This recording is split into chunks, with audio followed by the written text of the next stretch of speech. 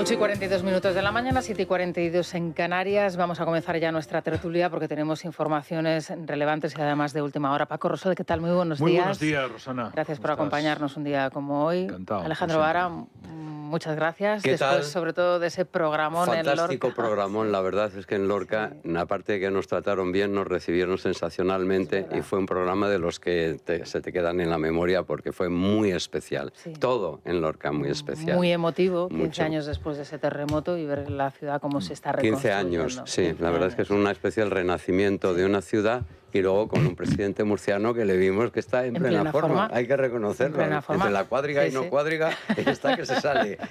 Bueno, y también nos acompaña Julián Quirós. ¿Qué tal, Julián? Buenos días. Buenos días. Bueno, Daniel Muñoz, buenos días de nuevo. Buenos días, Rosana. Última hora, noticia que publica El Confidencial. Vamos con esos detalles porque a esta hora de la mañana mucha gente todavía no se habrá enterado. Bueno, las líneas generales, los grandes trazos, que es importante lo que se está publicando ahora mismo el diario. El titular es el siguiente: nuevas investigaciones judiciales acorralan a Zapatero por blanqueo de capitales a gran escala. Fuentes próximas a estos procedimientos en plural, apuntan que habría movido fondos por varios países con la ayuda de sociedades pantalla y testaferros. El dinero atribuido a Zapatero tendría su origen en el cobro de presuntas comisiones ilegales por mediar ante gobiernos y administraciones públicas para favorecer a empresas de su entorno con subvenciones y contratos. Las indagaciones han permitido vincular a Zapatero con activos inmobiliarios que mantenía ocultos. Las investigaciones arrancaron a la vuelta del pasado verano y se encuentran en una fase, dice, muy avanzada. Hay que decir que el caso Plus Ultra solo ha sido el detonante, pero estas investigaciones recientes a las que hace referencia hoy El Confidencial no guardan relación con la compañía aérea, y esto es muy importante resaltarlo. Los nuevos procedimientos se centran en el expresidente del gobierno y en los negocios que este habría desplegado en secreto durante años. Y hay que recordar, nos lo confirma nuestra compañera Leticia Barquín, que estaba previsto que el expresidente reapareciese pasado mañana, el jueves, en Cádiz, en la campaña electoral de Andalucía, para arropar a María Jesús Montero. Bueno, primeras impresiones. Bueno, ahí nos encontramos, van agrandando amazónicamente un río que ya ha llevado mucha agua y que ya ponía de manifiesto que Zapatero era un poco el núcleo irradiador de muchas de las corrupciones. Ya ha empezado en su momento en los negocios que se hicieron con su embajador en Caracas, Raúl Morodo, con el que sorprendentemente la Fiscalía llegó a un acuerdo para que no entrara en prisión ni él ni su hijo. Y durante los últimos meses el debate ha ido dando información sobre el creciente patrimonio del propio expresidente y otra razón más. Aldama ya dijo en su momento cuál era el papel fundamental de Zapatero en todos los negocios que tenían que ver con Venezuela y otras satrapías. Es más, el gran conflicto o la destitución de Ábalos en contra de lo que pensamos en su momento, si fue por su régimen de vida, por su facilitar la corrupción, fue por un choque entre dos tramas de la corrupción socialista que entraron en conflicto, y es que Ábalos fue desplazado, y así lo puso de manifiesto él, por el propio Zapatero en el rescate de Plus Ultra. A partir de ese momento hubo un realineamiento de la política internacional española con relación a Venezuela, y que el régimen de Venezuela financiara la campaña de Pedro Sánchez a la Internacional Socialista. Por tanto, está aflorando lo que ya se sospechaba y que ya hacía albergar serias dudas, que no se sabía por qué no se le citaba al propio Zapatero como investigado en muchos de los casos. Yo creo que estamos ante un caso muy profundo que enlaza con otro personaje con el que se ha echado tierra a muchos de sus negocios y a su enriquecimiento, como fue su ministro de Defensa y su rival en aquellas primarias, que fue José Bono. En la información, Alejandro, habla de años en los que Zapatero habría estado haciendo estas operaciones. Cuenta El Confidencial que, a pesar de lo mucho que se está investigando, porque da la sensación, según la información o según lo que están explicando los compañeros del Confidencial, que aquí hay mucho trabajo por detrás, mucha investigación y mucha información, que solo se ha desvelado sobre esos intereses, la relación que que en el año 22 tuvo el mandatario socialista con un think tank pro-chino, el Gates Center, con ayuda económica del empresario llamado Fan Yong-du. Hay que recordar que Fan Yong-du es este señor que se hace llamar Miguel, que apareció como uno de los invitados en aquel encuentro con las 6 prostitutas en el Kabuki del Hotel Wellington. Lo conocíamos la semana pasada a través del diario El Español. Y este señor, este ciudadano chino, fue investigado por el Centro Nacional de Inteligencia, ¿os acordáis?, por sus vínculos con el espionaje de Pekín, y al pedir la nacionalidad, la regularización aquí en España, le fue denegada precisamente porque el CNI consideró que era un espía. Bueno, la verdad es que no nos sorprende esta noticia, evidentemente redondea el perfil de todo lo que ha estado haciendo Rodríguez Zapatero a lo largo de todos estos años. No dejaba de ser, al fin y al cabo, el ministro de Exteriores realmente del sanchismo. Ha estado actuando desde hace mucho tiempo, desde el embajador Morodo, como recordaba ahora Paco, que evidentemente ahí arrancó gran parte de la historia de Pedro Sánchez. Pero fíjate al final, el tema de Plus Ultra. Hay que reconocer, yo me embaulé ayer los 4 capítulos de Dieter Brandau. Fantástico. Fantástico, pero una investigación periodística de primer nivel. Hay que reconocer que no hay tanto trabajo periodístico en este país, no es para hacer de menos a nadie, pero dices, ¿cómo es posible que Rodríguez Zapatero todavía no haya sido citado en la causa sobre el tema de Plus Ultra? Cosas absolutamente que no se entienden, pero que esta investigación, lo que está dando ahora mismo el Confidencial, va más allá de Plus Ultra, evidentemente, y es también notorio que todos los trabajos, digamos, paralelos que ha estado haciendo el entorno de Zapatero y compañía está lleno de sospechas por todos lados, porque al final él era el que hablaba con la administración en España. Es cierto que desplazó a Ábalos dentro de la interlocución con Sudamérica y con empresas en las que habla de blanqueo de capitales, habla de movimientos extraños con empresas, y él estaba en el eje de todo. Esta historia evidentemente ha estallado ahora, que es un mal momento para la pobre MJ Montero, un muy mal momento porque él era El Salvador, pero esto va a llegar muchísimo más allá, y esto está claro que va a tocar a Pedro Sánchez. Esta historia no se queda simplemente en el ámbito de Rodríguez Zapatero. Claro, ¿no? porque hacía alusión, Alejandro, a la radioteca de Dieter Brandau, ese especial de 4 capítulos sobre el rescate de Plus Ultra, y una cosa que siempre ha sostenido Dieter y que tiene, digamos que sospechas, pero muy fundadas, es que Zapatero ya podría estar imputado, claro, aunque no lo sepamos porque está la causa archivada, Julián. Sí, de hecho, bueno, yo creo que podemos dar por descontado que va a ser citado a declarar. De hecho, los planes, las previsiones, que ya hubiese sido citado a declarar hace algunas semanas, pero dice Alejandro, es que ningún momento es bueno para el sanchismo, porque es que tiene tal presión y acumulación de causas, vistas, procedimientos, expedientes. Zapatero y sus hijas. Yo creo que hace una semana no estaba claro todavía en calidad de qué. Me da la impresión que, en vista de que es la persona que es, altamente sensible, es presidente del gobierno, que es posible que fuera citado como testigo y en función de su testimonio a ver cómo sale, o en algún momento se para por cubrir un poco los procedimientos, por así decirlo, pero tanto Zapatero como sus hijas está por descontado que sería citado, porque lo de Plus Ultra, lo que supimos al principio, lo que no se entendía, lo que se ha visto después con el famoso empresario que en realidad hacía, no sé si de intermediario, de cojo el dinero por aquí de Plus Ultra y entregó el mismo dinero inmediatamente con la otra mano al propio Zapatero.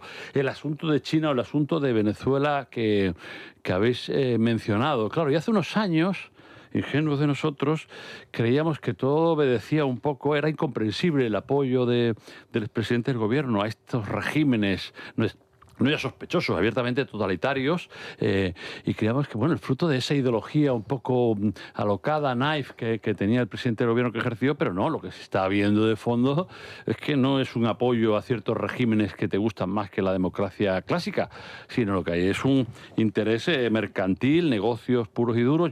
Evidentemente, esto acaba de salir, no sabemos el alcance que tiene, pero bueno, lo ha hecho un periodista serio, un medio serio, pero que explican de alguna manera efectivamente también las incógnitas que hay en torno al estatus y al presupuesto, al patrimonio de Rodríguez Zapatero, y que por otra parte es una dinámica que ya hemos visto muchas veces, ¿no? yo hago una gestión política de puro caciquismo y la empresa beneficiada me aporta unos ingresos desde fuera de España para que efectivamente tú no tengas un problema, porque si aquí te pagan dinero dentro de España, antes o después eso aparece. Lo hemos visto con otros casos, con lo cual lo sorprendente es que haya recurrido, digamos, a una mecánica que se ha visto en otras ocasiones y que ha sido descubierta en otras ocasiones. Claro, Sí, comentabas tú, perdona, que voy a dar los nombres de José María Olmo y de Beatriz Parera, que son los dos responsables de esta información. Yo sostengo, como muchísima gente desde hace tiempo, nos comentaba antes Daniel Muñoz, que la reaparición del expresidente del Gobierno tendrá lugar este jueves de nuevo otra vez con María Jesús Montero, que es una gran tela de araña corrupta en donde absolutamente todo el socialismo, la vieja guardia más reciente, digamos, y el actual está entramado y está involucrado. De hecho, hoy, por ejemplo, en el debate estáis publicando, Paco, que la Policía Nacional, en esa investigación que está desarrollando a José Antonio Marcos San Juan, que es el número 3 de María Jesús Montero, cobró más de 1.200.000 euros de un empresario al que previamente el Tribunal Económico Administrativo, presidido por él mismo, anuló una deuda de más de 16 millones de euros con la agencia tributaria. Este es el 3, pero es que el 2 de Montero también está involucrado e investigado. Y es que la propia Montero, a través de la SEPI, también tiene que dar muchas explicaciones. En rescates de compañías aéreas. Un entramado corrupto, ¿no?, donde se va tejiendo y da la sensación de que todos se están cubriendo a todos. Todos están cubriendo a todos y todos están relacionados entre sí. Es decir, ninguna de esas actividades podía haber sido realizarse sin la SEPI, que depende de María Jesús Montero, evidentemente, y por eso nos encontramos causas tan escandalosas como la de Plus Ultra. Se rescata a una compañía insolvente ya antes del COVID, sin prácticamente capital, el dueño de una hispano-venezolana, al cual se le da un rescate bajo unas condiciones, y es que no cambie los miembros de su consejo de administración, y el gobierno de la SEPI acaba de autorizar que esos responsables salgan de ese consejo de administración sin que pase absolutamente nada. Pero es más, si no fuera todo ese tema, se trató de tapar, e incluso se tapó judicialmente, hasta que salió la variante del empleo de esas ayudas a la financiación, digamos, blanqueo de dinero, y entrar otros países, por ejemplo Suiza y Francia, en la investigación de esos fondos. Si no, no nos enteraríamos de lo que ocurrió con Plus Ultra, que evidentemente está de la mano toda la trama del propio Rodríguez Zapatero. Es decir, Rodríguez Zapatero, que no solamente afecta a su exministro de Defensa, es que su exministro de Exteriores,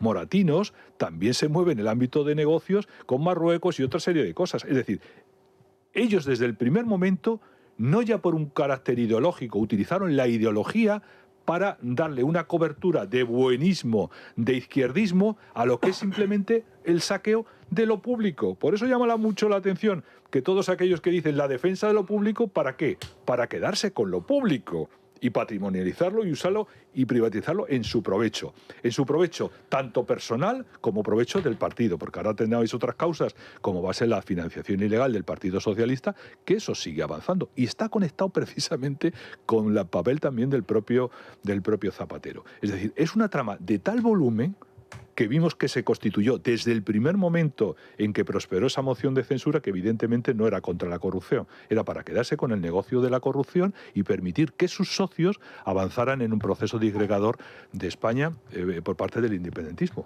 Bueno, el pasado 23 de marzo, José Luis Rodríguez Zapatero concedió una entrevista a Carlos Alsina en Onda Cero. Vosotros lo sabéis porque aquí además la comentamos muchísimo. Sobre todo nos pareció muy obsceno el hecho de que él alardease de su amistad con Jorge Rodríguez y con Delcy Rodríguez, además por encima de todo y de todos, ¿no? Y además con un descaro vergonzoso. Le preguntaban también por sus sociedades o sus posibles sociedades. Esto es lo que respondía el expresidente del Gobierno. No tengo ninguna sociedad, nunca la he tenido. Todo lo que he percibido fruto de mi trabajo es declarado por el impuesto de la renta de las personas físicas a un porcentaje el más alto, ¿no? De lo cual me siento extraordinariamente satisfecho de contribuir a lo que son los gastos públicos. Si es el más alto, es que ingresa más de 300.000 euros al año. El más alto, de 40 y tantos %.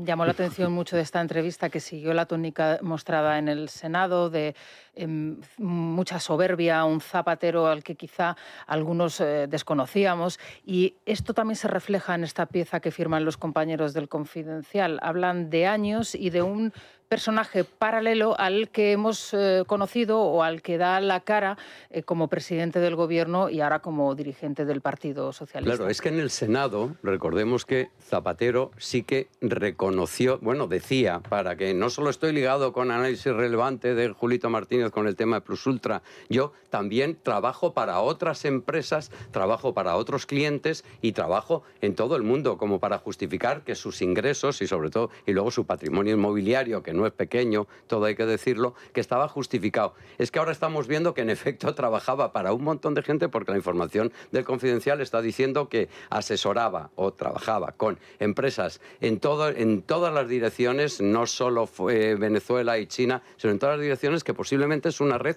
absolutamente, es vastísima. Esto lo estaba reconociendo en el Senado, pero para justificarse su relación. No nos olvidemos también que en análisis relevante detuvieron a 6 personas que habían trabajado en el tema de Plus Ultra. Todo gira en torno a Plus Ultra, gira en torno a Venezuela, pero va muchísimo más allá, porque Zapatero lleva muchos años, que es lo que demuestra esta información, muchos años manejándose, yo creo que con todo el respaldo oficial que le da el gobierno de Sánchez al tenerlo como una especie de ministro de Exteriores paralelo.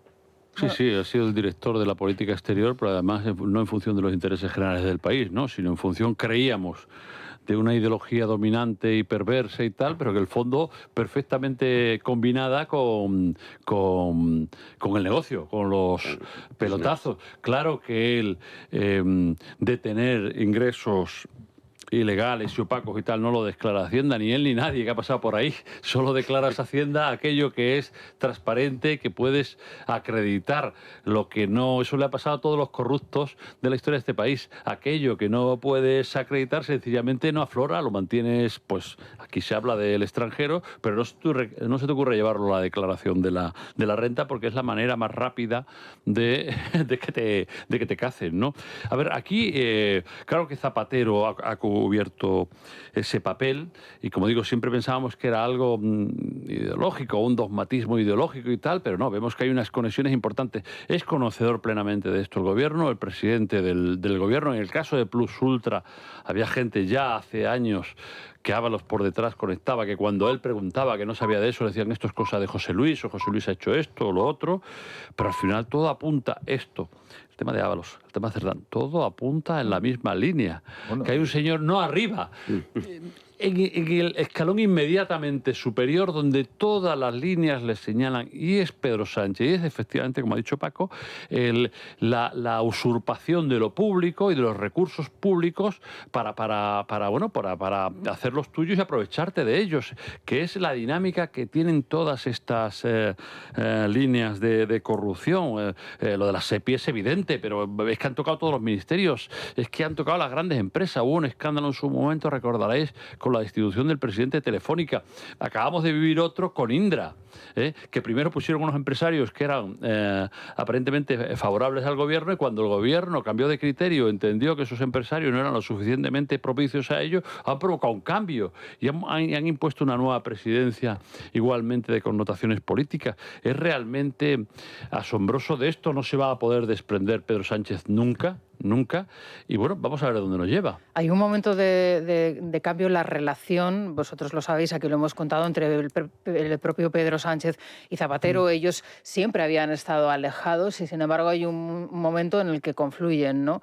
Quizá en ese momento es cuando los intereses de ambos empiezan a ser los mismos. Yo no sé si... En la crisis de gobierno, cuando sale la gran crisis, que sale Carmen Calvo, efectivamente. Ábalos, no sé si pensáis que esto puede interrumpir a lo mejor la participación del expresidente en Andalucía, o pensáis que van a continuar con los planes. Claro, tenemos unas elecciones importantes el próximo domingo y claro, es que esto al final es una bomba de racimo, ¿no? Bueno, yo no creo, porque si de algo tiene el Partido Socialista es que presume de sus delitos.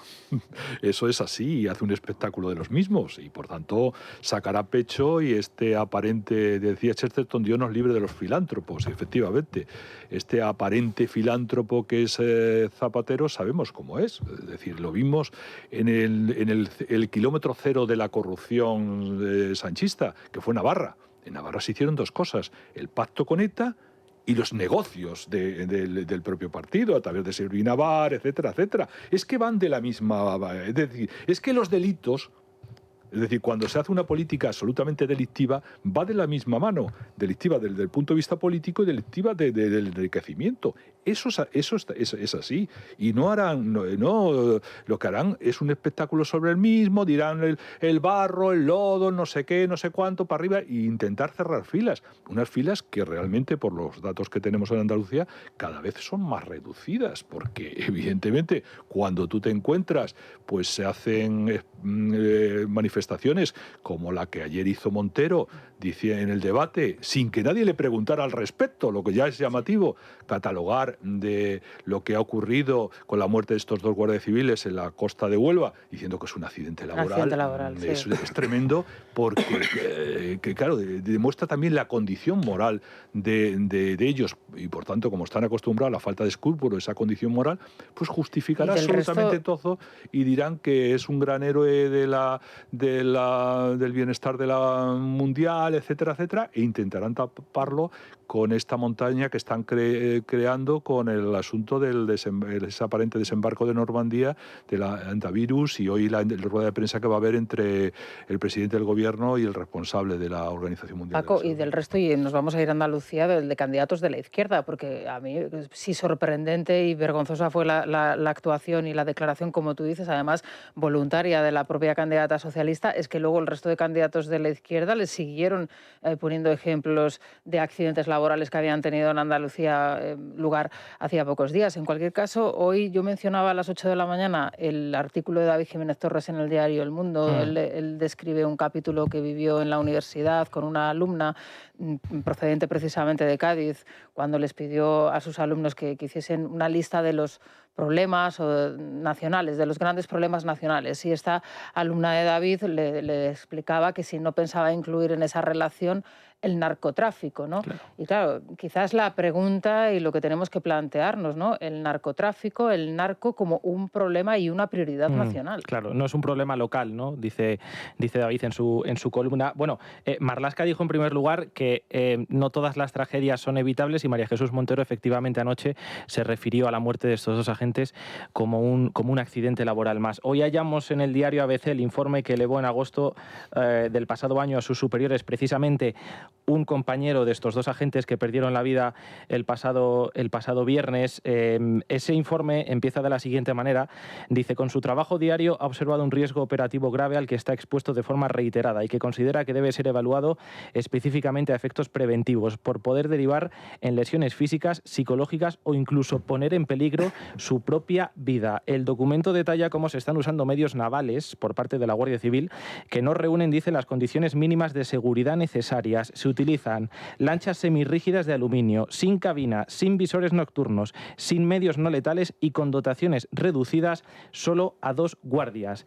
Y continúa: en caso de abordaje, uno de los guardias civiles quedaría completamente solo ante varios individuos, lo que constituye un riesgo personal inaceptable e incompatible con la normativa de prevención aplicable.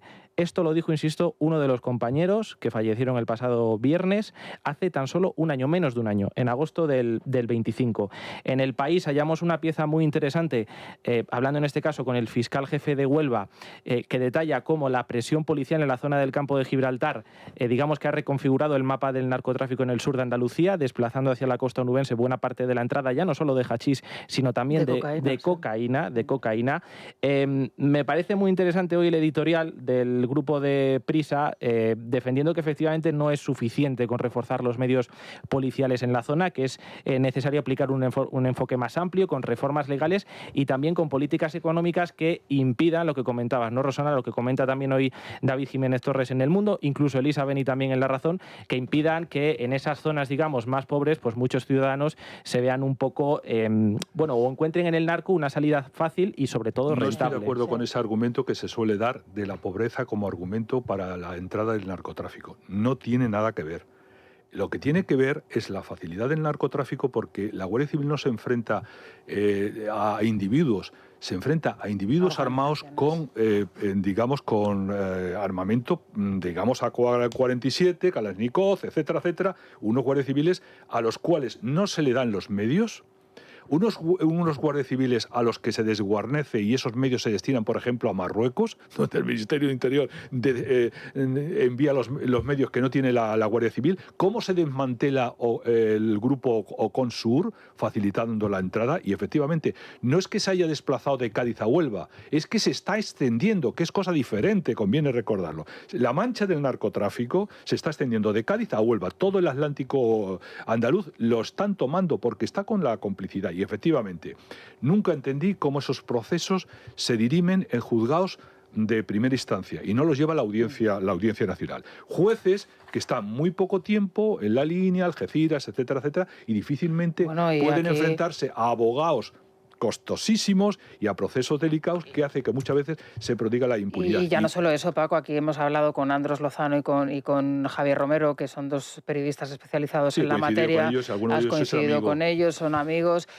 Andros, creo que en su libro Costo, donde explica precisamente el tráfico de marihuana y de costo en esa zona, habla como el hijo del juez en la misma escuela con el hijo del narco, con el hijo del fiscal, es decir, que es una sociedad, es un pueblecito pequeño, como puede ser Barbate, como puede ser La Línea, como pueden, todos estos pueblecitos del sur. Rosana, en donde perdona que insista en el tema de la pobreza. No es el tema de la pobreza, es dinero fácil, que es cosa completamente distinto. Es decir, tú ganas mucho dinero, incluso con las labores de vigilancia. Sí, los chavales de 15 años ¿qué incentivo van a tener para ir al colegio, para estudiar, si les llega el dinero a mansalva de esa manera?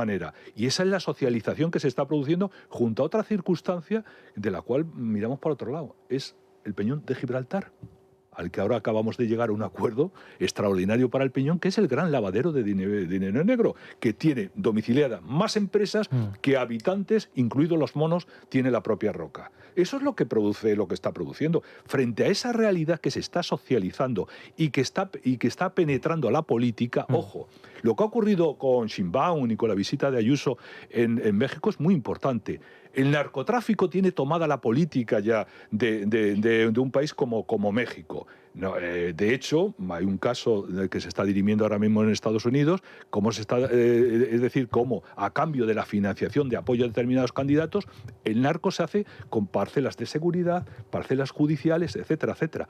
Ojo, ese proceso que se está produciendo en España, mientras estamos a otras cosas haciendo espectáculos, insisto, como el que hemos vivido este fin de semana. Ahí es asombroso, ¿no? Yo creo que no puede haber un retrato más contradictorio y más indigno que el que hemos vivido este fin de semana, que mientras se enterraban a dos guardias civiles que no han caído desde luego en accidente laboral, eso es otra indignidad añadida a lo que estamos hablando, ¿no? Solo faltaba que los guardias civiles que murieron, a los que mató ETA, también se les dijera que murieron por accidente laboral, pero mientras desaparecía todo un gobierno de una asistencia y una presencia que era obligada, porque es tu gente, es tu responsabilidad, son tus servicios, no hablemos ya del ministro Marlaska, pues se han ido todos a hacerse la foto donde había una oportunidad publicitaria como ha sido estar en Canarias con el antivirus, donde ahí siguen, que llevan días saliendo todo día en las fotografías frente a la desasistencia de algo que es obligación del Estado, de los políticos, cuando dicen, no, es que ya sabemos que los narcos tienen mucha fuerza y el dinero compra de todo.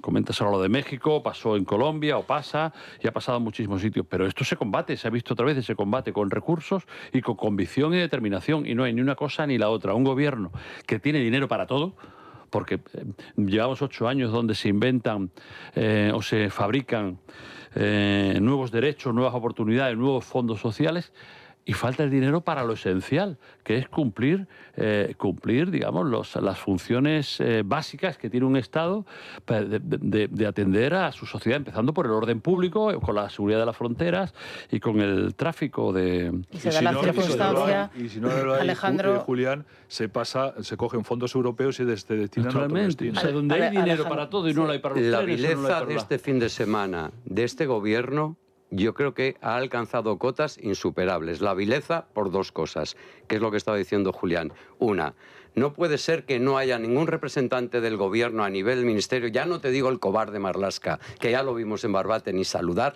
a las viudas, a las viudas de los dos asesinados. Fue absolutamente, bueno, daban arcadas, solo de pensarlo. Ya no te digo el Pedro Sánchez, porque evidentemente le pitan en cualquier lado, pero que no haya ni un ministro que sea capaz de acercarse al funeral de los dos guardias civiles asesinados. Sabíamos que iba a repetirse lo de Barbate. Lo dice todo el mundo, lo sabe todo el mundo, no hace falta ser un especialista. Bueno, y ha habido en orden accidentes público, en previos, seguridad, Alejandro, claro. Y evidentemente lo llevan avisando, informes, están ahí, lo sabíamos. Y luego, o sea, un accidente laboral. Lo de esta señora candidata y toda la patulea de la izquierda. Ayer estuvo bien, anoche en el debate, Juanma Moreno, cuando dice, oye, ustedes que defienden tanto el tema de lo público, también la Guardia Civil es lo público, y ni siquiera son capaces de decir que se trata de una profesión de riesgo. ¿De qué estamos hablando? Hasta los actores son profesión de riesgo. Esto es recochineo, pero ya con una infamia que roza, parece los guardias civiles, la imposible. Policía Nacional y los propios funcionarios de prisiones, yo hablando con funcionarios de prisiones, a mí gente que ya tiene bastante experiencia, que llevan años en las cárceles, la evolución del preso en las cárceles españolas ha sido impresionante en los últimos años. Y ellos me hablaban precisamente de la entrada del narco en las cárceles españolas. Y me decían, estos no son los chavales que trapicheaban con un poquito de droguita, no, estos son máquinas de matar. Esto es una declaración textual de funcionarios de prisiones que están en las cárceles y están viendo, no digo que lleguemos al nivel de las cárceles de Bukele, pero algo que se puede parecer a lo que allí se encuentra. Es decir, esto ya es una profesionalización del narco y una organización criminal que tiene en España una base de operaciones y que además es un territorio de paso a Europa Central y a Europa del Este. Y hay núcleos de estos grupos que están establecidos en nuestro país. E incluso en el proceso de regularización de inmigrantes que se está desarrollando hay máxima preocupación en algunos puntos del mapa, de la costa sobre todo de Levante y más al sur, que están preocupados por esta situación.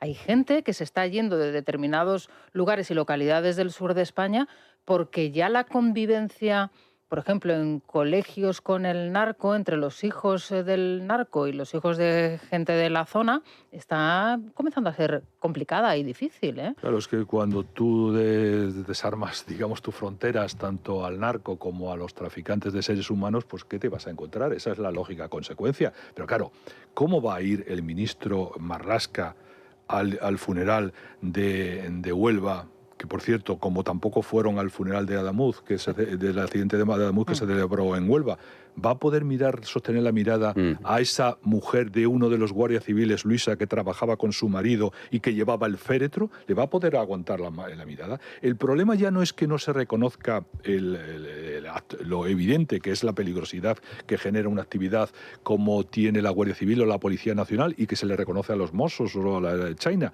Es que el gran peligro ahora mismo que tiene tanto la Guardia Civil como la Policía Nacional se llama Grande Marlaska, Fernando Grande Marlaska. Es que su odio a la Guardia Civil raya ya lo sádico, etcéteramente, porque es un ensañamiento con el cuerpo, al que nombra directores generales que si no terminan implicados en algún tipo de corrupción, pues la verdad es que su trayectoria no es nada edificante. Ante eso estamos desarmando y estamos facilitando la entrada de los clanes de la droga que campan a sus anchas, evidentemente, pero no solamente la convivencia. Si tú ves a esos chavales con ese nivel de vida presumiendo de esto, ¿qué ejemplo tienen alrededor? ¿Tú crees que se va a necesitar de esforzarse, de hacer algo que no siga en esa vía? Es que se está socializando el delito, se está socializando el tráfico de drogas, se está socializando la actividad, y como no se combate, pues evidentemente tenemos un problema, y de eso ha hecho dejación de responsabilidad el propio gobierno. Porque es verdad que, perdone, y acabo, Rosana, que muchas veces en el ámbito de la izquierda tú has dicho, no, los otros grupos tal y cual, Izquierda Unida hay grupos también que incluso en los atentados, querido Julián, cuando se producía ese atentado también dijeron que eran accidentes laborales de los guardias civiles a los que asesinaba ETA, pero que una ministra, la que presumía de ser la mujer más poderosa de la democracia, diga eso de un accidente laboral, hay que tener muy poca vergüenza. Vamos a irnos a las clínicas, ¿crees, Dani? Sí, porque estudian nuestra microbiota, nuestra genética y nuestras hormonas para que volvamos a sentirnos bien, para que superemos esas digestiones pesadas, ese cansancio o esa dificultad, por ejemplo, para perder peso. Lo repetimos, siempre hay que ponerse en manos de profesionales, y en Clínicas Cres están los mejores. Tienen centro aquí en Madrid, también en Valencia, en Zaragoza o en Palma de Mallorca, y pueden pedir cita a través del 91 445 0004, 91 445 0004 o en clínicascres.com. Bueno, y hoy el Colacel pues para todos los andaluces, y en especial para los andaluces de Huelva, que nos estarán mirando, y ayer me imagino que observarían y escucharían atónitos las palabras de la exministra y la candidata a la Junta de Andalucía por parte del Partido Socialista. Para ellos. ¿Qué tal? Muy buenos días. Estos días os estoy hablando mucho del envejecimiento que no se ve, aunque se siente, y hace que nuestra salud se resienta. Ya nadie discute que la piel es el espejo de nuestro interior, y cuando ésta empieza a sufrir los efectos del envejecimiento y el descolgamiento, nos está dando pistas de lo que está ocurriendo en el resto del organismo. Por eso es importante darle un impulso a nuestra salud, nuestra piel, con el mejor suplemento del mercado. Apunten, Colacel Antiox de Mundo Natural. Es la forma más efectiva de hacerlo. Colacel Antiox es el suplemento más potente, y su secreto, que aquí conocemos bien, están sus péptidos bioactivos de colágeno, antioxidantes como el resveratrol o el extracto de granada, y la vitamina C, que ayuda a que seamos nosotros los que fabriquemos el colágeno que necesitamos para luchar contra los radicales libres que provocan envejecimiento prematuro y descolgamiento. Así que pregunten a su dietista o farmacéutico por Colacel Antiox de Mundo Natural. También pueden llamar al teléfono de información, pedidos y asesoramiento gratuito 914460000, en la web www.parafarmaciamundonatural.es, las parafarmacias del Corte Inglés, o en la aplicación móvil de Mundo Natural. Mundo Natural. Es la mañana de Federico. Es radio. Nos vamos al Corte Inglés. ¿Qué tal, Naya? Buenos días. Buenos días. Cuéntanos, la semana de Internet. Estamos en la semana de Internet, y solo hasta el domingo 17 de mayo en la web y en la aplicación del Corte Inglés tienen hasta un 30% de descuento en una gran selección de artículos de moda en todos los departamentos: zapatería, en música, en juguetes, en deportes, en hogar, en todos. Además, en alimentación, droguería y perfumería, 10 euros de regalo por cada 30 euros de compra en la web del supermercado El Corte Inglés, de Hipercor, y también en la aplicación. En el área de belleza puedes conseguir cupones de 10% adicional exclusivo online en la selección de perfumería, maquillaje y para farmacia. También en las tiendas, aprovechando la semana de Internet, hasta un 30% de descuento en electrodomésticos, muebles, colchones, bricor, y hasta un 20% en electrónica. No te olvides de descargar la aplicación del Corte Inglés para comprar fácil y cómodamente. Hay ofertas para todos, pero solo hasta el domingo 17 de mayo. Semana de Internet en el Corte Inglés. Muy bien, pues vamos a hacer una pausa y continuamos. Es la mañana. Es radio. Bueno, les voy a contar cómo está el tiempo. Hay que decir que las lluvias van a hacer acto de presencia prácticamente en todo el país. Sobre todo con fuerza van a estar presentes en Navarra, en La Rioja, en Aragón y en Cataluña. Así que mucha precaución y sobre todo, bueno, chubasquero y paraguas. Hace frío. Es que hace 2 o 3 días que yo he tenido que volver a encender la calefacción. Me vais a llamar exagerada, pero... La calefacción. Sí. Qué barbaridad. ¿No? Sí. Yo he tenido la tentación, pero no lo he hecho. ¿Te has resistido? No he podido evitarlo. Pero bueno, en fin, que vamos camino de los 17 grados en Madrid.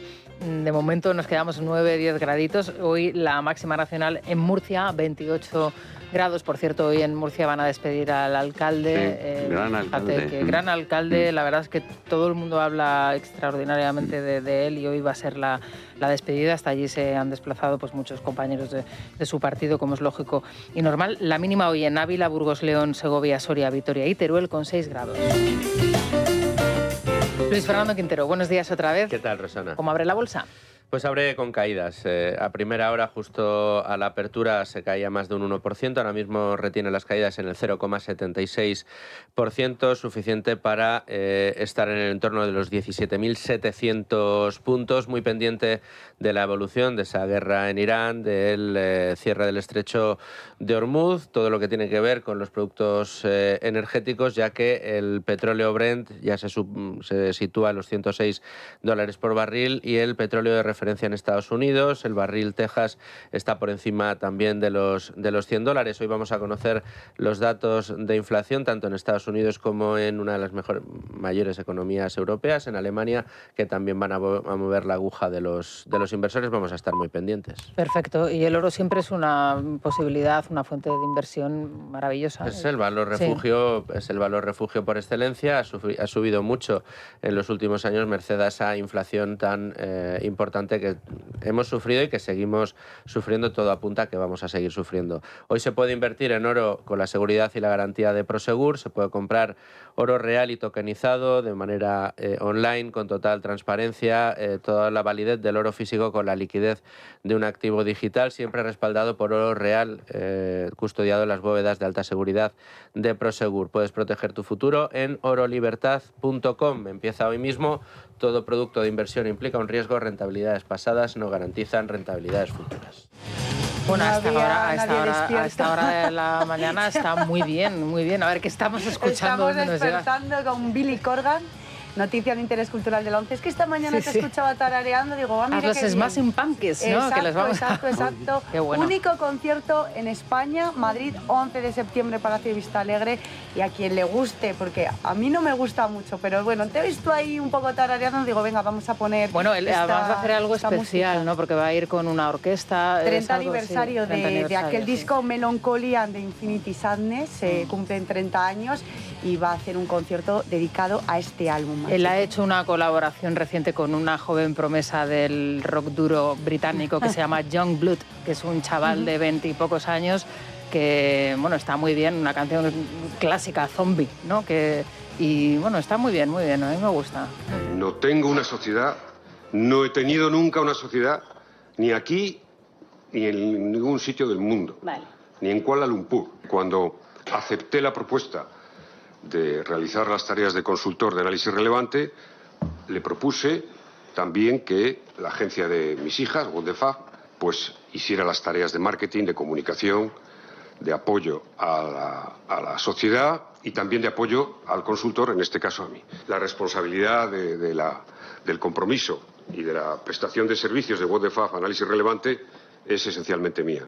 Bueno, es la declaración de Zapatero en el Senado, seguro que lo recordáis, a preguntas de María Caballero, la senadora de UPN, y se lo estamos contando y lo estamos recordando el día en que El Confidencial está publicando nuevas investigaciones judiciales que acorralan a Zapatero por blanqueo de capitales a gran escala, y cuando tienen disponibles esos 4 episodios de la radioteca fundamentales de Dieter Brandau en Libertad Digital y, por supuesto, en nuestros canales de YouTube, todo el equipo de la radioteca con Dieter a la cabeza hablando de ese rescate de Plus Ultra, fundamental, y la verdad es que se lo recomendamos muchísimo porque merece mucho la pena. Vamos a seguir muy pendientes, por supuesto, de estas cuestiones, pero Daniel, tenemos noticias de última hora respecto al antivirus y la evolución de los positivos, ¿no?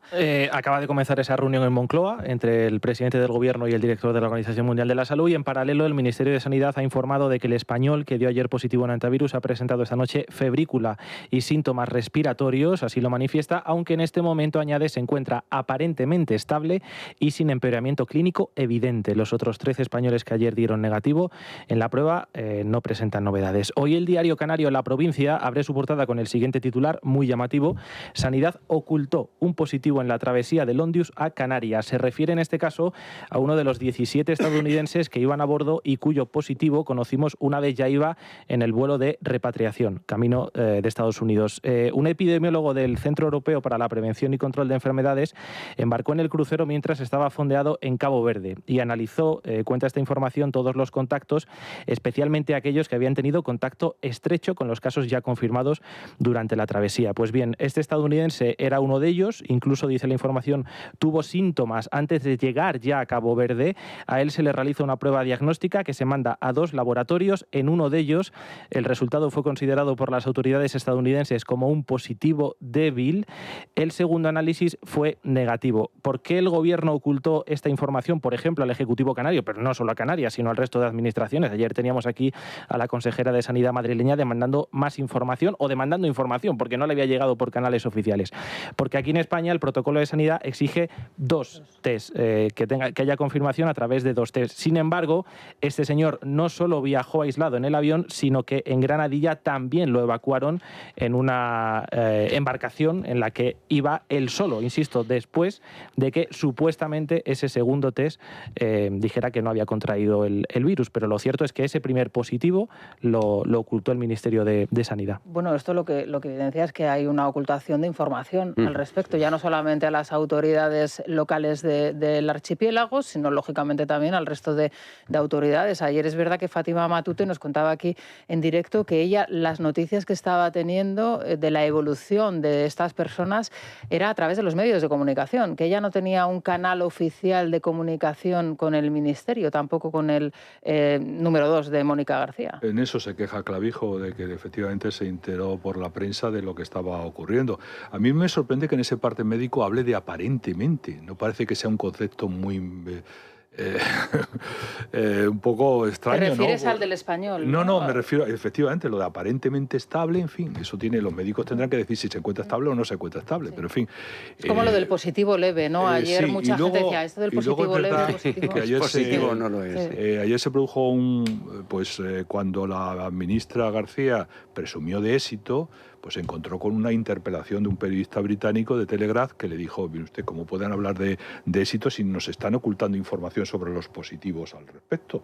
Y ella rebobinó rápidamente y dijo, no, el éxito del recibimiento del proceso, de tal, etcétera, etcétera. O sea, vamos a ver lo que ocurre, porque este gobierno, no se trata de sembrar ningún tipo de alarmismo, ni muchísimo menos, pero que este gobierno no se caracteriza precisamente por el respeto a la verdad. Todo lo contrario. Ellos los que han buscado es que con este aparente ratón construir una montaña que tape todos los escándalos y tape todos los problemas que tiene este gobierno, y a ello se contribuye pues la rueda de prensa, la comparecencia que van a hacer hoy el propio presidente y el director de la Organización Mundial de la Salud, que por cierto no estuvo precisamente atinada durante todo el proceso del COVID, sino que contribuyó a la expansión del COVID, como el propio gobierno español, dilatando la declaración el reconocimiento de la epidemia en España. Por lo tanto, vamos a ver, ¿no? Y que luego dar la cara ante las cámaras de televisión es una cosa y dar la cámara ante los afectados y los implicados es otra. Y este gobierno suele dar la cara ante las cámaras. Lo vimos en Adamuz y lo estamos viviendo ahora. Entonces, ojo. Ante las cámaras sin preguntas. Claro, ante la propaganda, digamos, ante lo fácil. Es muy fácil poner la cara tal, pero la tienen que resolver. Ha pasado. Recordad que en Adamuz todavía nadie de la administración, ni siquiera una persona, un alto cargo del Ministerio que está contratado para eso, para atender a las víctimas de siniestros, se ha puesto nunca, jamás en contacto con nadie de las víctimas ni de los familiares. O sea, bueno, salía a Puente con sus tweets, con sus historias, pero la gente estaba desatendida. Ahora ocurre un poco... Aparte que tienen esa habilidad de elegir en cada momento, creo que lo mencionábamos antes, ¿no? En cada percance, qué es lo que más les interesa. Esto sí, esto no voy. Ahora recordad cómo en la Dana se quitaron del medio, en fin. Siempre buscando efectivamente la oportunidad de eso que llaman del relato. La cogobernanza que y decía esto cuando... les ha venido muy bien. Esto les ha venido muy bien para que nos olvidemos de Aldama y de Ábalos, de todo eso que teníamos. Es que se ha demostrado toda la mentira que se vivió con la Dana y se ha vivido en otros episodios, ¿no?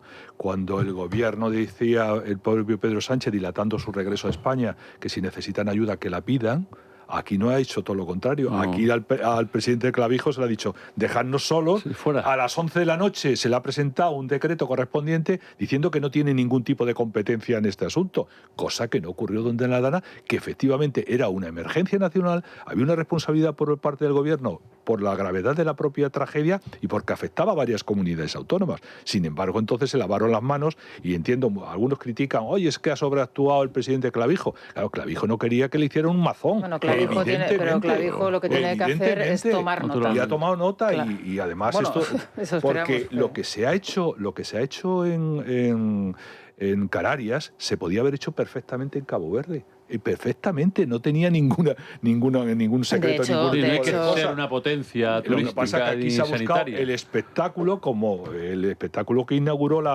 el Obtenio sanchista. De hecho, que lo fue que nos acaba de contar Daniel. ¿no? Se ha querido repetir la operación de la misma. Lo que nos acaba de contar Daniel, ¿no? Que ese análisis procede de Cabo Verde porque tienen los medios adecuados también y oportunos para hacerlo. En cualquier caso, Alejandro, ¿no te llama la atención que de repente se impulse la carrera de Mónica García? Estamos hablando de la ministra de Sanidad, una desconocida para el gran público hasta el momento, con una trayectoria, digamos, que manifiestamente mejorable en el tiempo que lleva al frente del ministerio. Es la ministra que tiene el hito, ¿no?, de haber convocado a la huelga general a todo el sector sanitario al unísono, al mismo tiempo. Es la ministra de Sanidad que ha boicoteado un hospital de referencia, como pueda ser el Hospital Isabel Zendal, ahora mismo una referencia en la atención de los enfermos de ELA, en su día en las grandes campañas de vacunación durante el COVID, y al mismo tiempo hay que recordar que está en una campaña de promoción personal para volver otra vez a liderar más Madrid y frente a Delgado. Y es la pistolas, ¿no? Pero es llamativo, ¿no?, que desde el Ejecutivo se quiera le viene bien a Pedro Sánchez, porque era la ministra de Sanidad, evidentemente la tiene que potenciar, pero mira cómo mandó a los dos ministros para la rueda de prensa y el operativo Canarios allí para que salgan en la foto, porque ¿qué narices pinta Ángel Víctor Torres? Un traidor a Canarias, como es el señor Torres. Además está preimputado en casi todas las tramas del tema de la corrupción. Candidato, ¿no? También, ¿qué narices pinta el señor Marlaska cuando tenía que estar con la Guardia Civil? Pues es la operación Sánchez. Me viene bien que esté Mónica, oye, y si sale mal, pues ya tenemos un culpable. Y como va a salir bien, porque al final todos estamos viendo que en el caso de que ocurra algo grave será dentro de 4 meses, pues al final esta operación la han montado como el gran show, es verdad, era el Open Arms, pero con muchísima más repercusión, porque al final o el volcán de La Palma. O el volcán de La Palma. Ha tenido una repercusión mediática que, en efecto, es cierto que, por ejemplo, en el Reino Unido le han dado informativamente la dimensión que tenían que darla y para de contar, pero aquí nos hemos lanzado con todas las telepedros funcionando al unísono, con una pasión desaforada que al final dices, oye, que de momento tampoco la cosa iba para más. ¿Queríamos salvar en Canarias? Lo queríamos, porque lo quería Pedro. ¿Se pudo solucionar en Cabo Verde? Por supuesto que sí. Se van allí los operativos, los técnicos, lo que haga falta y ya está, y solucionado el asunto. Pero ahora tenemos que aguantar en la rueda de prensa de Pedro Sánchez, que habrá que verla, con el señor de la OMS, que también tiene mucho que lavar, porque la OMS fue un desastre cuando el COVID, un desastre porque estaban a las órdenes de Pekín. Eso es lo que ha pasado. Bueno, no nos olvidemos tampoco del psiquiatra de la EPI, que se la quita cuando baja de la guagua y lo tira ahí. Hoy OK Diario cuenta que es un alto cargo del ministerio de Mónica García, que es nada más y nada menos que un nivel 30 dentro de la escala funcionarial, que es lo máximo de lo máximo.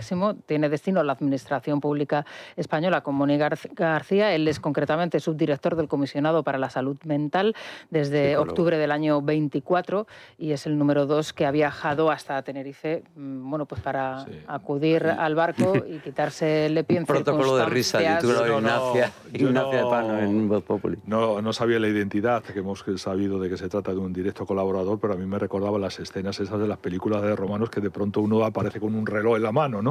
Pues efectivamente, el EPI demuestra un poco toda la tramoya de esto y el gran montaje que se ha hecho, evidente. Una farsa, pero si tiene 400 periodistas ahí con las cámaras y el hombre allí con el paquete bajo el brazo para tirar la primera papelera, dice, hombre, controlaos un poco, que se supone, es que el equipo no nos engañemos, el equipo de Mónica y Madre es un equipo de tercera, es el nivel de esta ministra y hemos estado en sus manos, que si hubiera sido gravísima, que vamos a ver, la pandemia, el virus, la verdad es que era para echarse a temblar. con esta señora. Pero ya a Sánchez le interesa potenciar a Mónica García para que la izquierda, que está absolutamente por los suelos, recupere ante la posibilidad de una... Sí, Yolanda ya no le vale porque sumen o puedan poner en peligro. Yolanda ya no le vale como referente. De y es rival de Ayuso. Sí. Claro. Bueno, pero es la ministra que no ha sabido atender una cosa que tampoco era tan complicada, porque dadas las competencias que tiene el Ministerio de Sanidad, que son las limitadas, que es todo el tema de del conflicto con los médicos, ¿no? Que llevamos 10 meses de huelga. Julián, eso tiene una explicación. A ella le interesa esa huelga porque el coste los pagan las comunidades autónomas, que son las que sufren la huelga de médicos y Está bien como lectura política, pero yo creo que la gente tiene claro, ¿no? El retraso de operaciones. Yo no sé, la gente lo que tiene claro es que va a su hospital, va a su centro sanitario, a su centro de atención primaria y se encuentra que hoy no, porque no hay médicos, porque hay en huelga, etcétera, etcétera. Pues fijaos, y no le echa la responsabilidad a Mónica García, le echa la responsabilidad al presidente autonómico correspondiente. Estaba buscando el resumen de prensa de esta mañana de Luis Fernando Quintero de la prensa económica. Hoy en Libre Mercado, los españoles huyen de la sanidad pública, los seguros privados se disparan casi un 50%. Y esto porque es... Bueno, pues porque están pasando cosas, obviamente, y la gente tiene que buscarse una cobertura y el que puede pagarla... Los médicos de la privada están saturados, realmente hablas con ellos y dices, bueno, el aluvión que se nos está viniendo en los últimos meses es terrorífico, no dan abasto. Claro. Y más con la regularización que se va a producir, evidentemente, pero no olvidemos, es decir, es que este gobierno cuando necesita atención médica va a la privada, eso es así. Hay que recordar el caso de Carmen Calvo. Carmen Calvo, que decía que se nos iba la vida en la manifestación del 8M y después contrajo el COVID, ¿dónde fue? ¿A quién le salvó la vida? Sí, sí. Bueno, vámonos a escuchar a los oyentes. Silvia, buenos días otra vez. ¿Qué tal, Rosana? Buenos días. ¿Cómo ha ido hoy la mañana en el contestador? Recordabas tú hace unos instantes el volcán de La Palma. No creo que hayáis perdido de la memoria unas imágenes, unas declaraciones de Reyes Maroto, entonces ministra, diciendo que aquello fomentaba el turismo de catástrofes. De volcanes, sí. Efectivamente. Bueno, pues a la altura de esas declaraciones, o peor todavía, la intervención ayer de María Jesús Montero en ese segundo debate electoral en Andalucía, diciendo que el asesinato de los agentes de la Guardia Civil en Huelva eran un accidente laboral. Ya os adelanto que pocas personas o personajes políticos o instituciones reciben más apoyo en nuestro contestador que los agentes de la Guardia Civil. Si queréis os hago un resumen rápido. Si hay un accidente aquí, es María Jesús Montero, ella es nuestro accidente. Concluyen además que todos estos desplantes, podríamos decir, al Instituto Armado, lo que dijo anoche la candidata del Partido Socialista, la ausencia de ministros y del presidente en el funeral, la falta de medios materiales y humanos, obedece única y exclusivamente a que el Gobierno quiere acabar con el cuerpo de cuya unidad central operativo es hoy por hoy la peor pesadilla del Gobierno y en concreto de su presidente Pedro Sánchez. Así que hacemos una pausa y les escuchamos. Es la mañana. Es radio. Bueno, nos reímos porque estamos aquí hablando de ratas de dos patas, en fin, Silvia. Bueno, os decía antes de la pausa que los oyentes consideran que el Gobierno, en cierto modo, es cómplice de lo que sucedió el viernes en Huelva y de lo que pasó hace 2 años también en Barbate. Comparan la ausencia de empatía del presidente del Gobierno con los gestos, yo diría que de cariño, mostrados hacia otros muertos y exigen que al menos, ya que María Jesús Montero habla de accidente laboral, que reconozcan de una vez que la Guardia Civil y la Policía Nacional son y ejercen profesiones de riesgo. Señora Montero, es usted el accidente, un accidente dramático para España. Que tomen nota los andaluces del ultraje de esas declaraciones.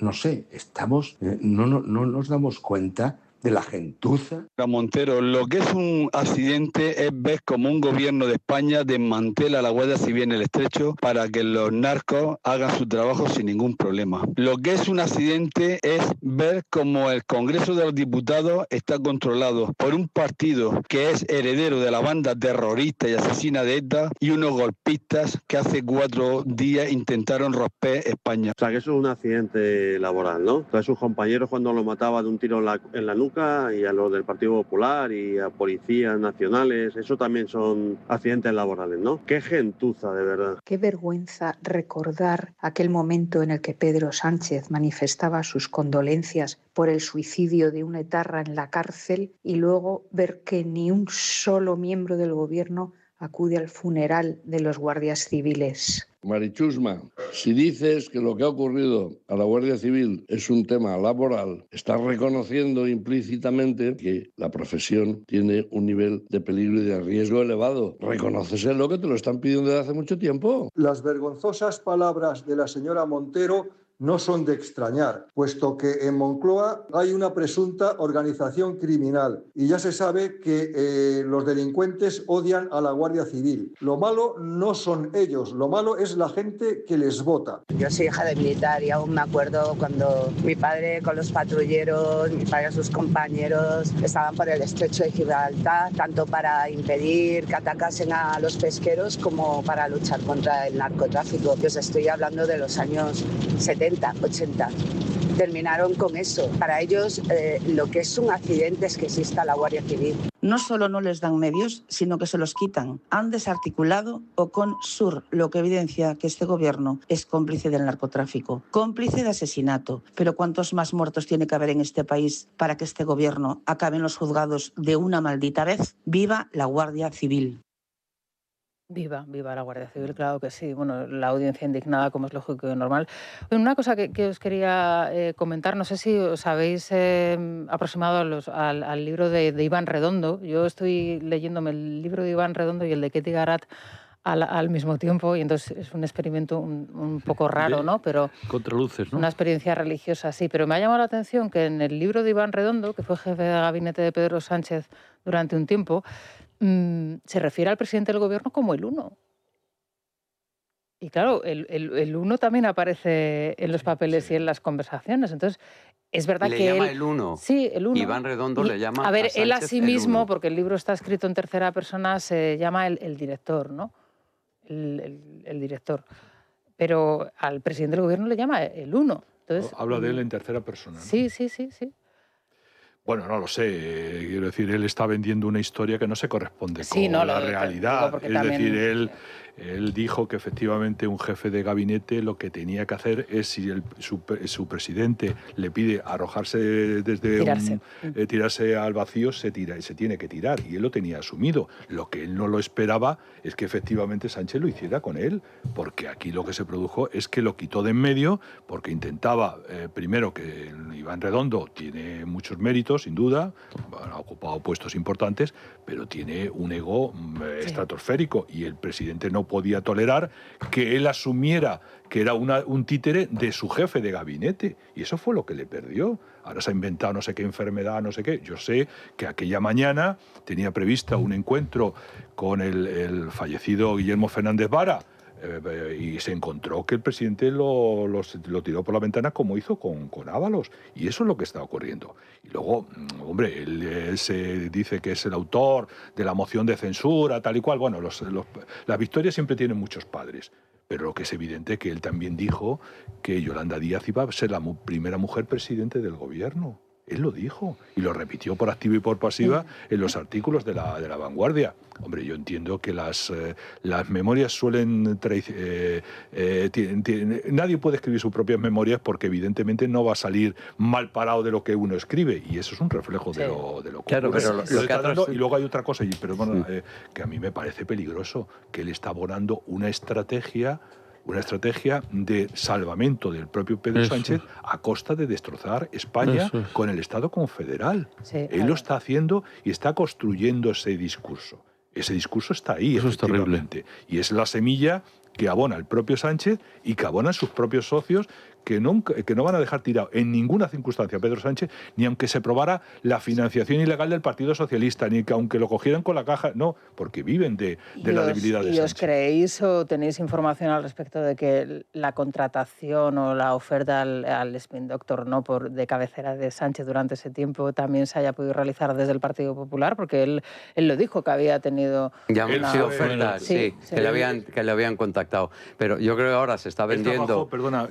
Trabajó trabajó ya con Basagoiti. Sí, con Basagoiti. Y con Monago, que le hizo presidente de Extremadura. Pero es verdad que él se está candidateando para hacerle la campaña a Pedro Sánchez del 27, con toda la historia de la España plurinacional que ya le vendió a Illa, porque es verdad que sí que colaboró en la campaña de Illa, y yo creo que está sacando pecho por ese lado. No sé cómo son las relaciones con Pedro Sánchez. Al hilo del libro están saliendo muchas versiones, que siempre se han mantenido en contacto, que él lo sigue reverenciando, que Pedro Sánchez le mandó el SMS de gracias por tu colaboración con la victoria de Illa, eso parece que es cierto. Ahora, no sé si hasta el punto de que lo asuma, sí, como el hombre que le dirija la campaña electoral del 27. En realidad, ¿no? Desde 3 minutos después de que lo quitaran, o él dice que se fuera, lo quitaran, levantando de la mano toda la semana desde la página de La Vanguardia de Pedro, estoy aquí, acuérdate de mí. O sea, su sección ha sido básicamente estoy disponible, recordarme estoy qué tal.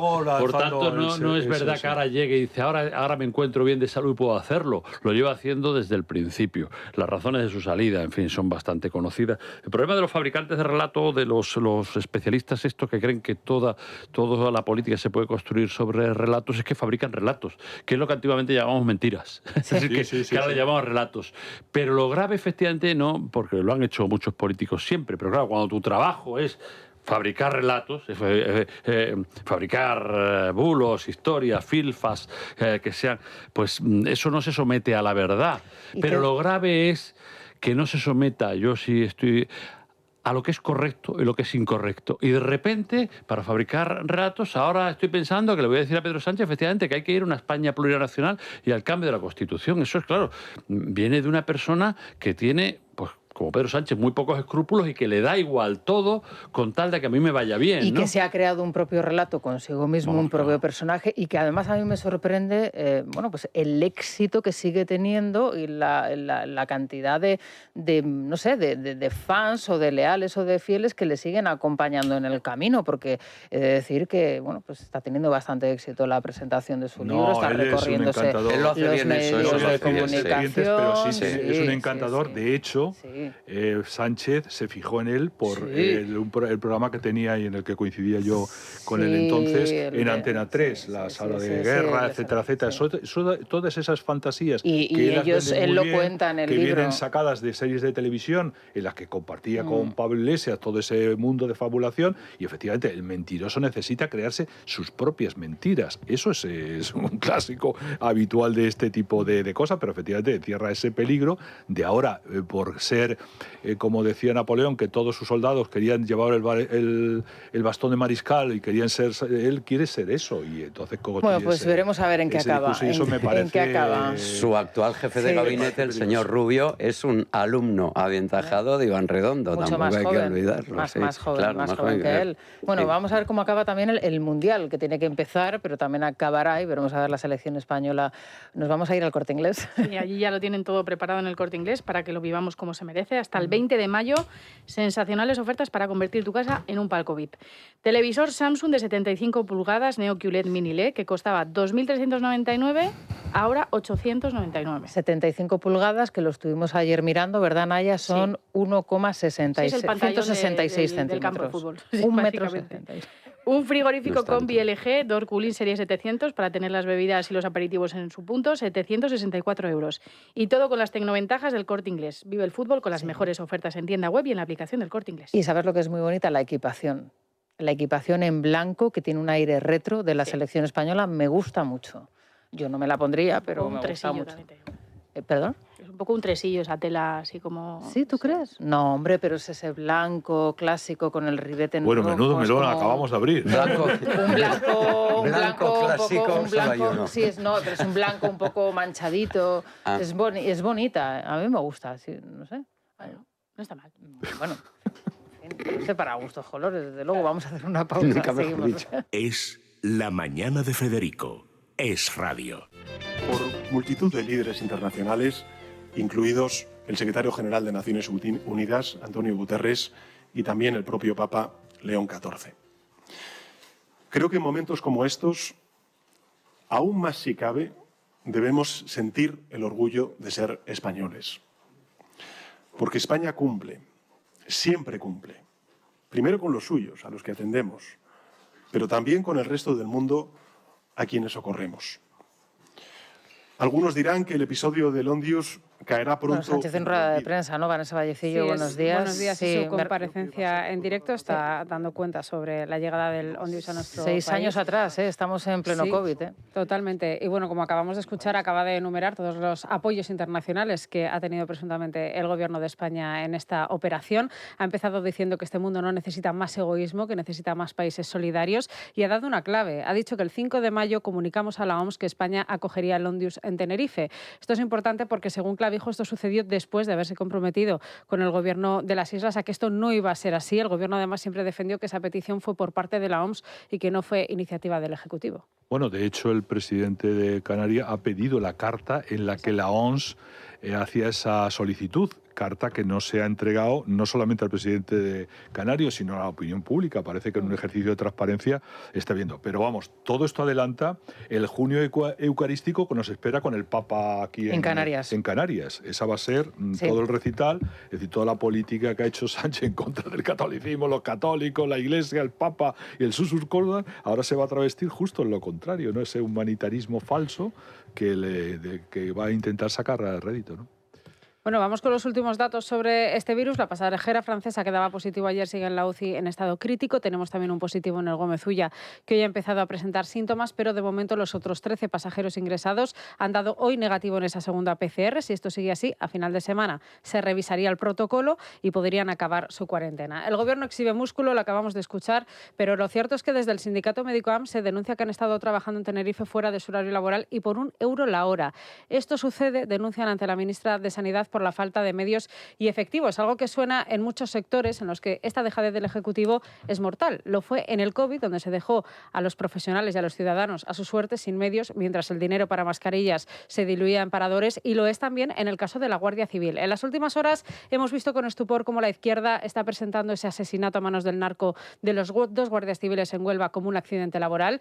Nosotros hemos hablado con varios abogados para que nos expliquen si esto es así y cómo el darle un tratamiento u otro puede perjudicar también a las familias de los fallecidos. Luis Díaz. ¿Qué tal? Muy buenos días. Las palabras de María Jesús Montero calificando la muerte de los 2 guardias civiles como un accidente laboral está generando numerosas críticas. La candidata socialista ha ido más allá tras la ausencia del presidente del Gobierno y los ministros en el funeral de Germán y Jerónimo. Todo apunta a que Montero estaría encubriendo al Gobierno y al ministro del Interior tras las numerosas quejas de los agentes que denuncian la falta de medios y recursos para hacer frente al narcotráfico en Andalucía. También en relación a las futuras indemnizaciones, ya que lo ocurrido con los guardias civiles tiene una regulación específica, por lo que las compensaciones económicas para las familias se diferencia de un accidente laboral. Así nos lo ha contado Miguel Bravo de Doan Abogados. Conforme a la legislación específica, el fallecimiento de un agente de la Guardia Civil en acto de servicio o como consecuencia del mismo, entendiendo por tal acto de servicio una muerte relacionada con las funciones que les corresponden, dará origen a una pensión extraordinaria a favor de los familiares del causante calculada en virtud de lo dispuesto en los artículos 47 y 49.2 de la Ley de Clases Pasivas del Estado en el 200% de la base reguladora y no del 100% como se trataría en un accidente laboral ordinario. Desde que Marlaska está al frente de Interior y tras desmantelar Oconsur, la unidad de élite contra el narcotráfico, son más de 240 los ataques que han sufrido los agentes, con una Guardia Civil cada vez más desprotegida y con menos recursos. Precisamente respecto a esos recursos, también hemos estado hablando con agentes que nos cuentan cómo afrontan con lanchas rígidas, viejas e inseguras las embestidas de embarcaciones mucho más grandes. Andrea Muñoz ha hablado con ellos. Los agentes nos cuentan que llevan tiempo denunciando que las embarcaciones están en mal estado y que no tienen casco, lo que hace que los agentes estén totalmente descubiertos ante las embestidas. Agustín Domínguez, de Jucil. En algunas ocasiones se utilizan embarcaciones intervenidas a los narcotraficantes, como era una de las que también sufrió el accidente, la que le pasó por encima la otra embarcación donde iban los compañeros fallecidos. Ese tipo de embarcaciones ya se denunció que no eran adecuadas para prestar servicio, ¿no? Lo que sí es que a falta de medios, pues es lo que hay, ¿no? Así se lo han comunicado a Interior junto con el informe del que les venimos hablando, en el que los agentes han denunciado las peligrosas condiciones en las que trabajan día a día. Lo que pedimos es embarcaciones que sean aptas para este tipo de persecuciones, embarcaciones que tengan mucha maniobrabilidad, embarcaciones que tengan unos cascos duros que con un pantocazo no se doble las cuadras, lo que viene siendo el chasis, ¿no? Como ya ha pasado en estas Aristek, y que tengan todos los medios de seguridad para los compañeros, ¿no? Desde la Guardia Civil insisten en la necesidad de renovar medios y reforzar la seguridad en el mar, sobre todo con agentes. Ahora mismo Huelva es la principal puerta de entrada de la droga en Europa y los agentes le hacen frente con 300 compañeros menos. Isabel González, ¿qué tal? Buenos días. Buenos días. Bueno, pues dispuestos a contarlo todo en la Crónica Rosa. ¿Y qué tienes pero ahí antes entre vamos manos? A hablar de la Limón, Sí. novillada, Vale. por cierto. Y luego libro taurino que nos trae Andrés Amoros. Nosotros tenemos que poner ya un calendario de por medio y empezar a hacer el cronograma de lo de Omar Montes y Rocío. Que es Muy verdad bien. que Omar era un personaje que en esta Crónica Rosa no le prestábamos demasiada atención hasta que hemos visto que se ha destapado esta trama de mujeres presuntamente embarazadas, de madres que se quedan solas o intentan no hacerlo, y de un señor que va por ahí, pues como decimos, repartiendo su semilla, porque Omar Montes está dejando claro que si algo le gusta son las señoras. Vamos a hablar también de Isabel Pantoja. Todo lo que gira en torno a la cantante siempre cobra importancia. Ella está en Nueva York, hay 5.600 kilómetros de distancia y sin embargo estamos hablando sin parar de esa posible reconciliación con su hija Isapi y de las reacciones que esto ha provocado, porque ya ha hablado Kiko, ya ha hablado la sobrina Anabel y parece que ha hablado el Tito Agustín. Y aquí ayer lo decíamos, me da la sensación, decía yo, de que no le va a hacer ninguna gracia. Pues ayer decían en Telecinco que efectivamente al Tito Agustín, esto de que la niña haya recibido el WhatsApp e inmediatamente haya ido a contarlo, pues un poco como lo de la anécdota del torero, ¿no? Lo de Ava Gardner, ¿no? Pues hay que contarlo. Y luego ya hay reacción, Rosana, a todo lo que ha ocurrido con Amaya Montero de La Oreja de Van Gogh. Dicen que está devastada con las críticas. Hoy hay una entrevista en El Correo con uno de sus compañeros de formación que dice que se ha preparado hasta la obsesión, porque es muy trabajadora y ella es muy perfeccionista y lleva muchas semanas poniendo mucho de su parte para que todo salga perfecto. Yo sigo quedándome con lo que dice Alaska, el primer concierto nunca es fácil. Ya, pero es que hemos escuchado el mal. Segundo también, Isa. Ya, bueno, elimina un par de canciones que parece que desafinaba un pelín más. Yo qué sé, si es que Hombre, el es homenaje difícil, que trató de hacer a Sidney O'Connor, eso se lo podía haber ahorrado porque fue dantesco. Y luego, a ver, yo ayer escuché a varios de estos analistas musicales que ahora mismo proliferan en las redes sociales y que te van poniendo cortes de canción y de sonido y ellos van analizando, que son entrenadores de voz y son perfeccionistas y demás, y dice que Amaya Montero obviamente que tiene cualidades, que las ha tenido siempre, pero que no ha entrenado, que no se ha preparado. O sea, ha preparado mal. Nada que ver con el éxito de Rosalía este sábado en Sevilla, que ha sido claro, espectacular. espectacular. Y luego, por cierto, lo del outfit y demás, claro, esto también si te pones en manos de un experto que te diga, bueno, pues tienes que ir con lo mona que tú dices que iba en el concierto de Karol G, que salió espectacular con ese vestido tipo baby doll, ¿sabes? Que estaba maravillosa. Y de repente, pero me da un poco de pena, ¿eh? Sí. Me da un poco a ver, oye, que todo puede mejorar, que se puede rodar. Lo que pasa conciertos es que, tienen? Tiene una gira larguísima. ¿no? Es verdad que yo también veía a expertos musicales que decían que como en 5 o 8 conciertos no arregle esto, empieza a caerse la venta de entradas y al fin y al cabo es de lo que viven. Y luego tenemos que hablar de Tana y Roca Rey, porque han ido juntos de comunión. Ya está ahí la cosa medianamente asentada, pero yo sigo haciéndome una pregunta. ¿Dónde está Vicky Fede en esta pandillita? Porque Vicky Fede fue la que introduce a Roca Rey en este mundo de los influencers y, sin embargo... Vicky Fede y Roca Rey nunca tuvieron algo más que una amistad. Yo no sé si tuvieron algo más o es platónico lo que han tenido, pero sí que sé que ella estuvo con el torero... vistiéndose él en Valladolid hace ahora... Eso es muy íntimo, ¿no? Bueno, por parte de un torero. No, a veces se comparte. Sí. Lo íntimo sería desvistiéndose. A veces si eres muy íntimo o amigo del torero, a veces te facilitan ese momento. Pero bueno, tienes que ser de confianza máxima para estar ahí. Eso es verdad. No implica que haya habido una relación, pero me pregunto dónde está. Y no soy capaz de... Y por muchas cañas que tiro, porque crees que está deprimida. Recojo sedal y va vacío. Estará muy ocupada, lo mismo, tampoco. Dicen que está retirada, pero está retirada hasta que abres el hola.com y aparece en una finca posando guapísima, vestida con unos vestidazos. Entonces, o sea, no está retirada, apartada, quieres decir. No, está viviendo su faceta de influencer. Bueno, ¿a quién tienes hoy, Isa? Hoy tengo a Paloma Barrientos, a Beatriz Miranda y a Daniel Carande. Bueno, y a Limón antes con Andrés, por supuesto. Paco, muchísimas gracias por acompañarnos. Muy buenos días, Rosana. Alejandro, muchísimas gracias a ti también. Julián Quiros, gracias. Daniel, aquí mañana a las 6 en punto. Mañana. Hasta mañana. Es la mañana. Es radio.